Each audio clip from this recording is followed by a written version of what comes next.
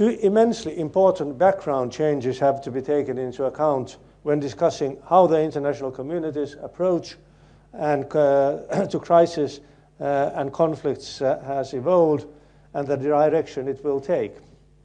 One, obviously, is the fall of the Berlin Wall and the end of the Cold War. And this was, of course, welcomed by the vast majority of the world's people in the East, the West, as well as the South. A collective sigh of relief greeted the receding of the threat of nuclear annihilation, which had been hanging over the world since the Cold War began. But those who expected this to mean the beginning of a new era of disarmament, peace, and security for everyone were to be disappointed. World military expenditure did, in fact, drop from circa $1,500 billion at the end of the Cold War to about $1,000 billion 10 years later. But since then, it has grown back to $1,600 billion. That is more than during the Cold War. The US and China together account for 80% of the increase during the last 10 years. And neither has nuclear disarmament made any significant progress.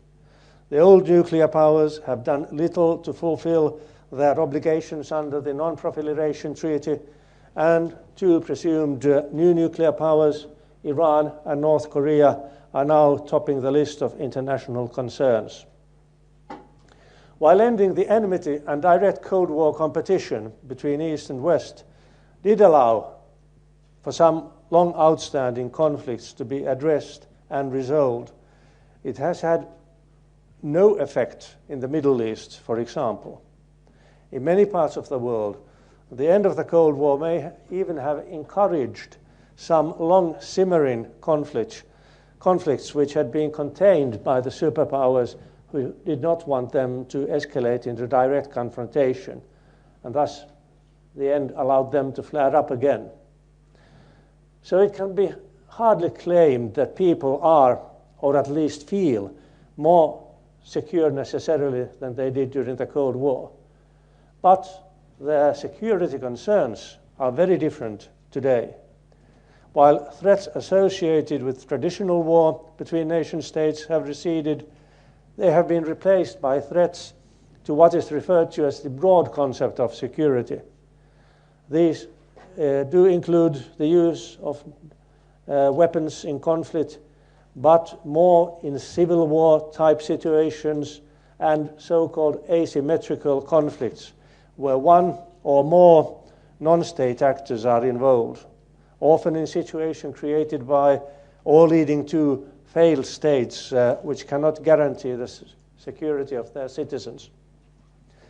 The broad concept of security also includes non-military threats, such as drugs, the spread of communicable diseases, cross-border crime, trafficking in human beings, environmental hazards and catastrophes, the effects of climate change, uncontrolled migration of people trying to flee from war, human rights violations, environmental degradation, or just plain poverty, terrorism, and the spread of weapons of mass destruction.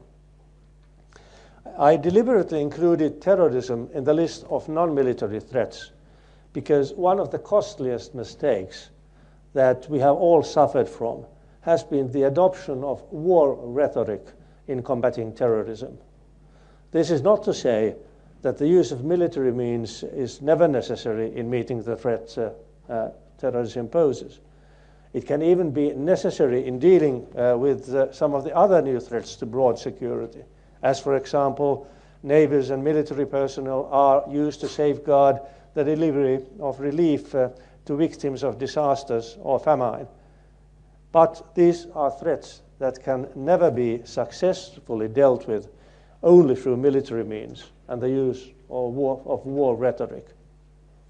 Indeed, not only are these threats not susceptible to military solutions, they are also the kind that cannot be dealt with unilaterally or domestic solutions. and they all, I would say almost by definition, call for multilateral efforts and cooperation on the broadest possible basis. And this brings me to the other mega factor behind all change and challenges in today's world, which is population growth. The growth of the world's population has irrevocably changed the world, and is the most obvious reason why interdependence, whether we like it or not, in both things good and bad, is a reality that no one can escape.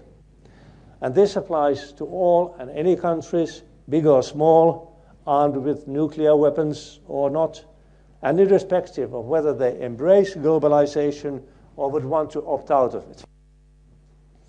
The world's population has, during my lifetime, grown threefold, from 2.3 billion after the Second World War to almost 7 billion today. And though it is now true that this growth has begun to even out, the number of people will reach at least 9 or 10 billion before we can attain zero population growth.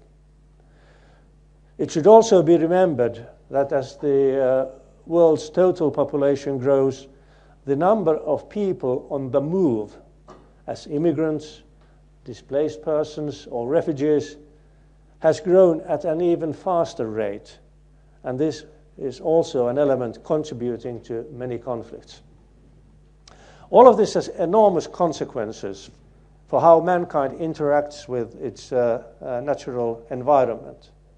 It may be that even at best we have only a few decades time in which to adapt our behavior to the exigencies of ecologically, socially, and economically sustainable development.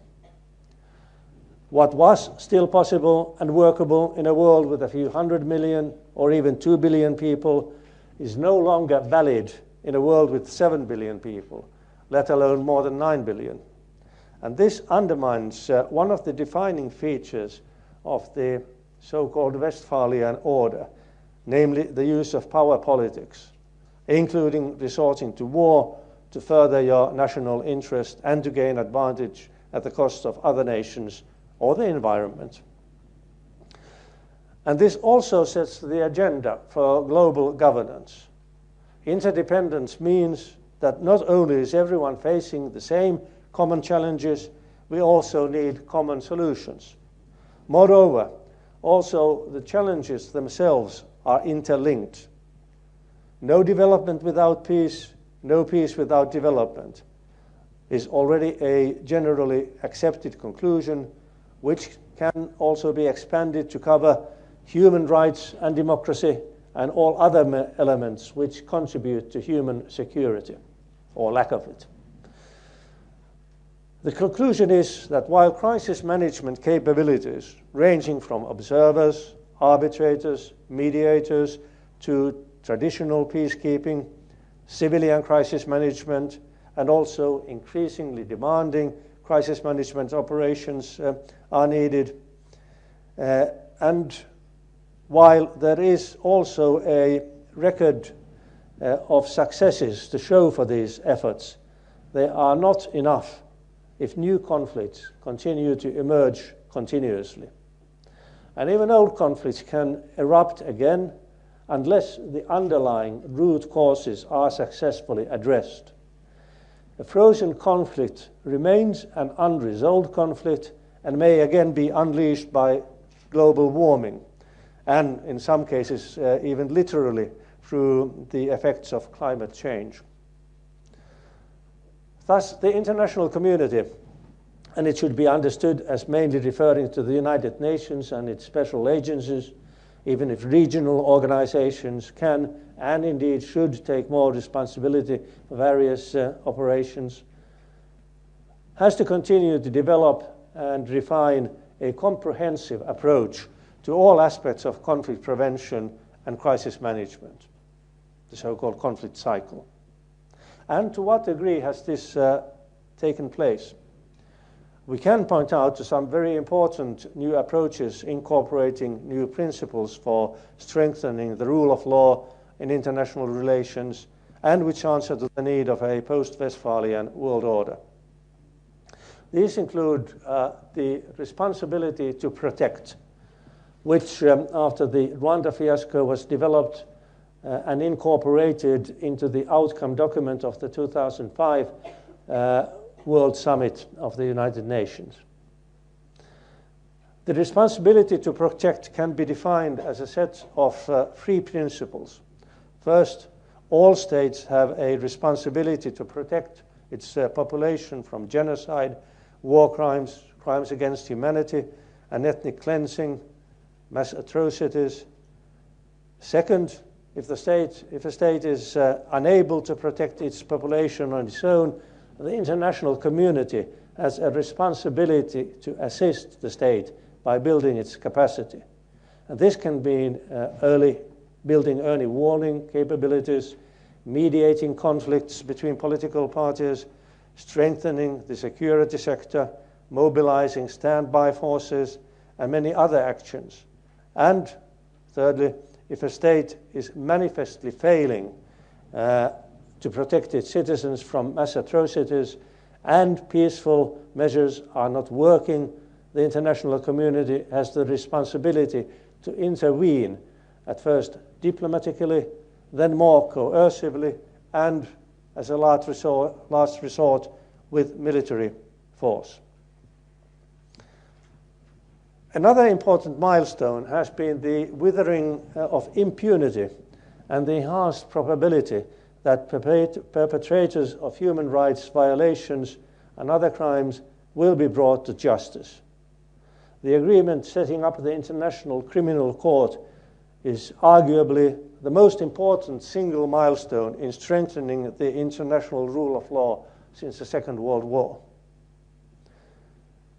Thirdly, we can note the creation of the UN Peacebuilding Commission, which was established in 2005 on the basis of the recommendations from the high-level threat panel set up by Secretary General Kofi Annan. The main task of the new commission is that of taking care of post-conflict actions to be adopted and enforced in countries emerging from conflicts whose governments choose to ask for relief from the international community. It is up to the Peacebuilding Commission to collect all available resources and funds directed to support recovery projects in these countries and to draft long-term strategies in order to guarantee reconstruction, institution building, and sustainable development. Fourthly, we should also note how the international community has in recent years moved on from traditional peacekeeping, where in principle the peacekeepers are there to monitor and keep an already agreed peace agreement, to taking on more demanding crisis management operations. And as such, it has to be welcomed, but at the same time, one can point to a growing discrepancy between enhanced efforts to deal with crisis and too little progress on conflict prevention and our ability to deal comprehensively with all relevant aspects of what could be called the conflict cycle. Well and good, but at the same time we should be realistic about the real degree of adherence in the international community to all of these principles. And it's the will and ability to use these instruments and institutions. One can namely also perceive a hardening in the attitudes of and increase in support for what could be called the traditional sovereignty school of states, who for a variety of reasons are reluctant to condone any erosion of sovereignty and international intervention. In the Security Council, Russia and China incline in this direction, as do a number of emerging countries, particularly those with an authoritarian bent. It should also be noted that neither is the role of the United States as always as clear as we would wish it to be.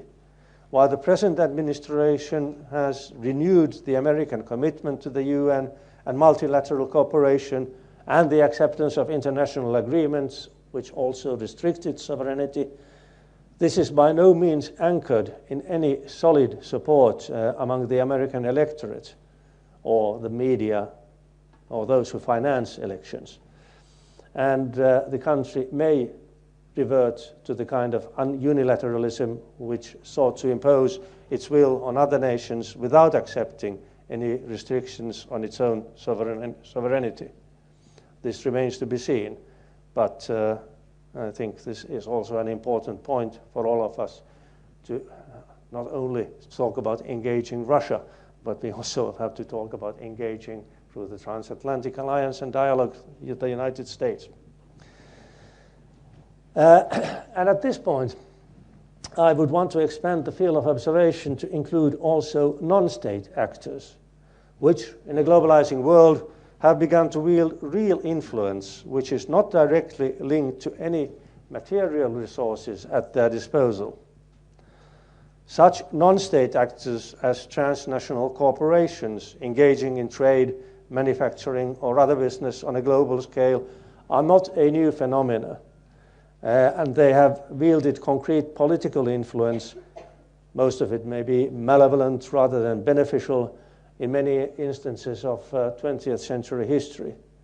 But this said, I do not want to demonize transnational corporations in any way, certainly not as instigators of wars and conflicts. While there have been, certainly, and maybe still are, examples of such negative influences, mostly from the arms industry and the core of what President Eisenhower termed the military-industrial complex, this too has changed in the era of globalization. The first generation of multinational companies were not really multinational and remained closely integrated into the national economies and policies of their home countries, even if their business was conducted and their profits earned on a global scale.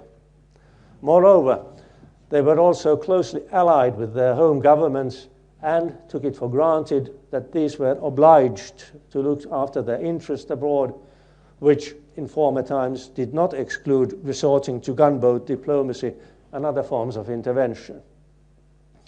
But today's generation of multinational companies are beginning to be more genuinely worth their name, as regards both their ownership and methods of operation. And they have a genuine interest in promoting a comprehensive rules-based world order and have much less possibilities to turn to any home government for support in difficulties. And with the possible exception of the arms industry and the burgeoning private security industry, they have no interest in fomenting conflicts or war. On the contrary, they are ardent supporters of a stable, non-violent and secure world, not engaged, while they are of course not engaged in peacekeeping, crisis management, or conflict prevention. They can, at best, also contribute to these ends while fulfilling their wish to be able to work in a secure world and concentrate on doing business.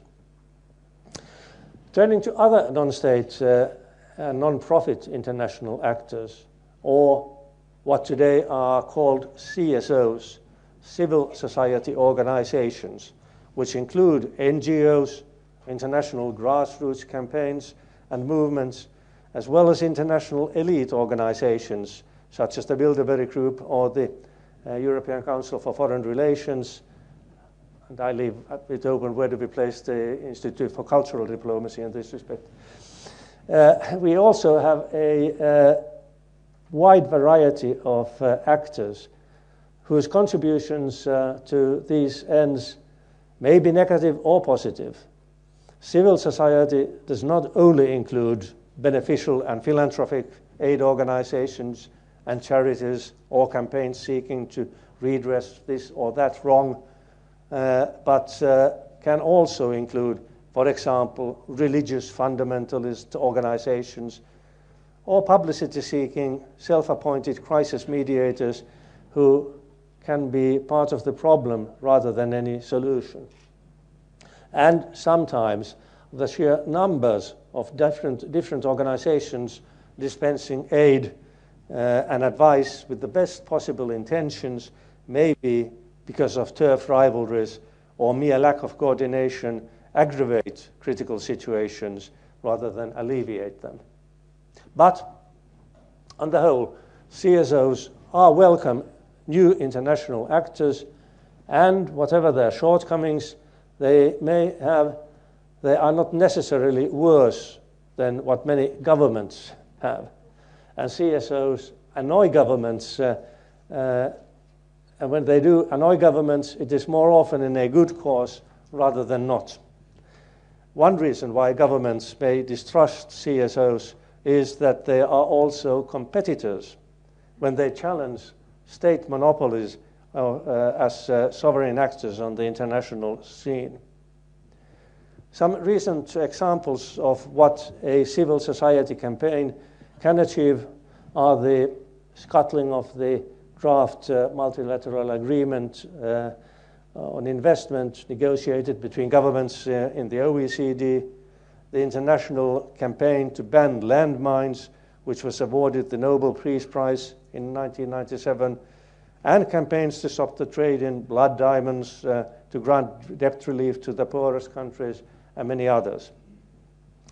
Wise governments will seek to build alliances and coalitions with CSOs, as, for example, the Finnish government did in initiating, together with Tanzania, the Helsinki Process on Globalization and Democracy, through which we managed to bring together a wide variety of actors, including those identified with the World Economic Forum, Davos, and the World Social Forum, Porto Alegre, which have been perceived as opposite poles of the spectrum on global economic governance.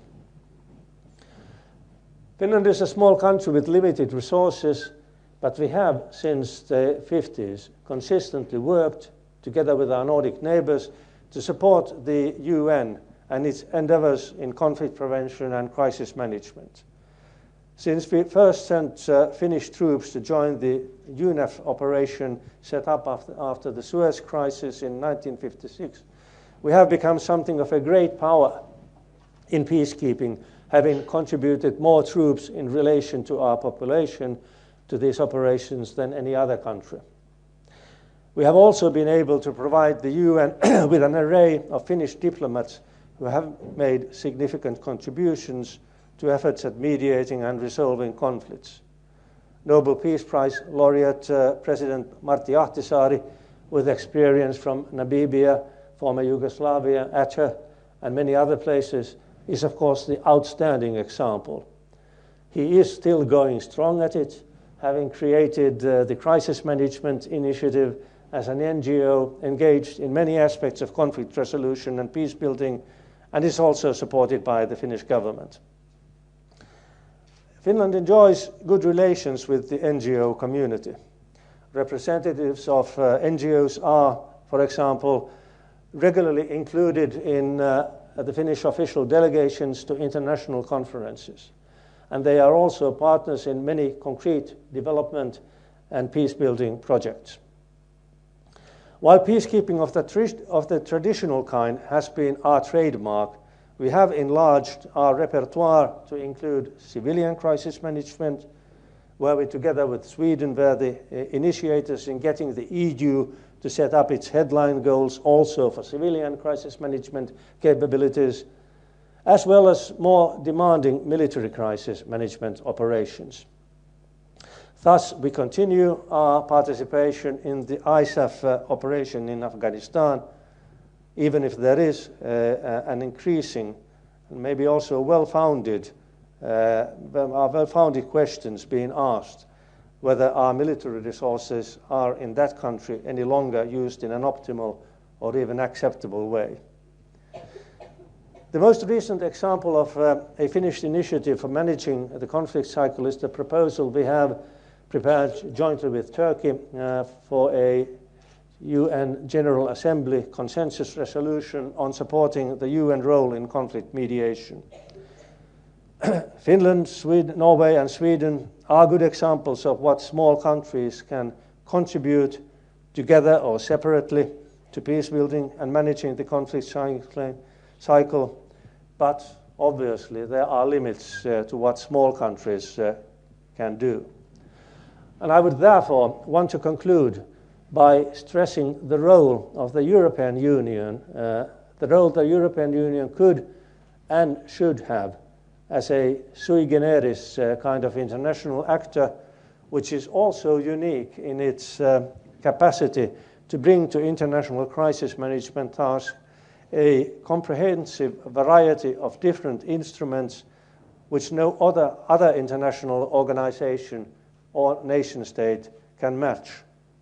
Its military crisis management capabilities continue to be enhanced, but at least as important, and in many instances more important, are its wide-ranging civilian crisis management capabilities, which have been developed on the basis of a similarly adopted headline goal for these capabilities, including police, rescue teams, judiciary experts, and the resources available for economic aid, trade, and so forth. Capabilities which need to be deployed together and be well coordinated. Now, the last 3 sentences were a verbatim quote of my speech here at the ICD in the summer of 2009. And even then, I knew that I was describing the theory of EU crisis management rather than its practice, and subjected to critical close-range scrutiny, as we did yesterday in Brussels at the meeting of the European Council on Foreign Relations. The picture looks much less encouraging, not because the EU does things badly when it gets its operations more going.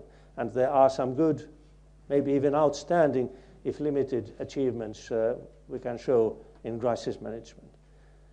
But the problem rather is that because all of the EU's noble pretensions notwithstanding, is still very much a learner in how to deal with all phases of the conflict cycle, on how to be reactive, which is still reactive rather than proactive, and which is also often hampered by disunity and its own cumbersome decision-making procedures. So we have a lot of work to do. I believe that there is a growing consensus, not least driven by CSOs, on what the international community needs to do, but we are still sorely lacking in concrete ability to live up to these expectations. What I said about the EU applies, of course, even perhaps more so to all other international actors. With these thoughts, I conclude. Thank you.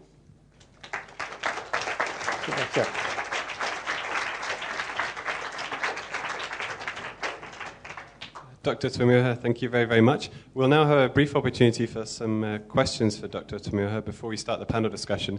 So if you have a question, please raise your hand.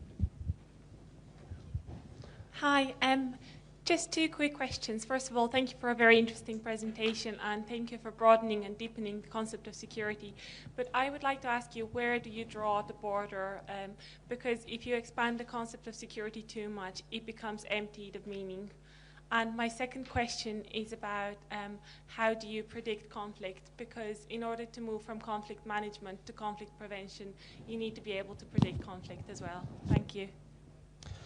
Well, both are very good points. And the problem is not necessarily with the broad concept of security, because if we talk in terms of human security, I think it is understandable and clear. But the problem may be then that there's a tendency for securitization of all problems and bringing a sort of combined, at best combined police-military attitude and approach to all security issues, which should be rather the other way around, that these are just instruments that have to be also used for various security, but are not always do not always have anything to do with enhancing real security or countering some security threat.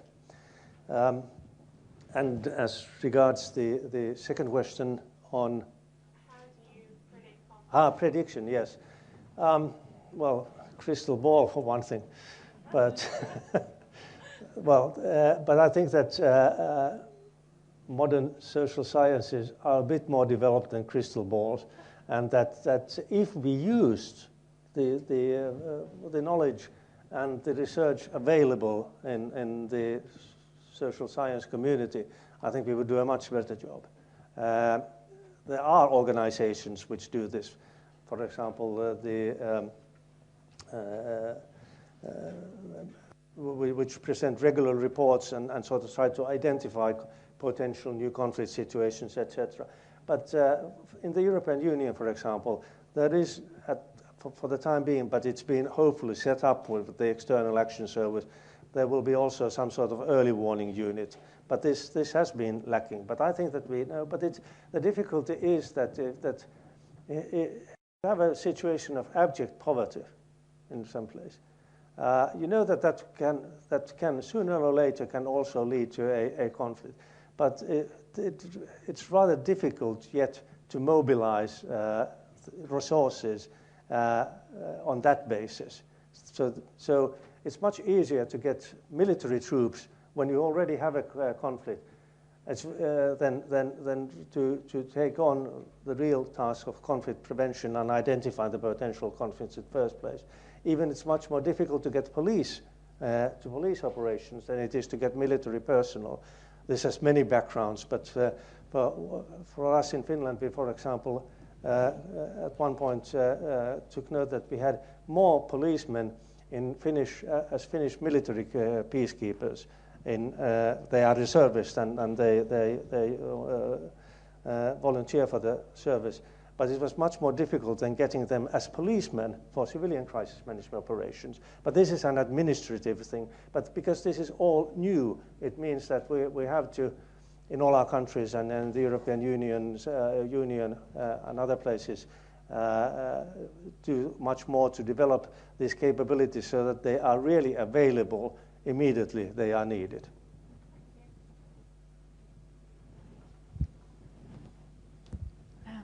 Thank you for your most interesting presentation. My name is Mariam, and I am from India.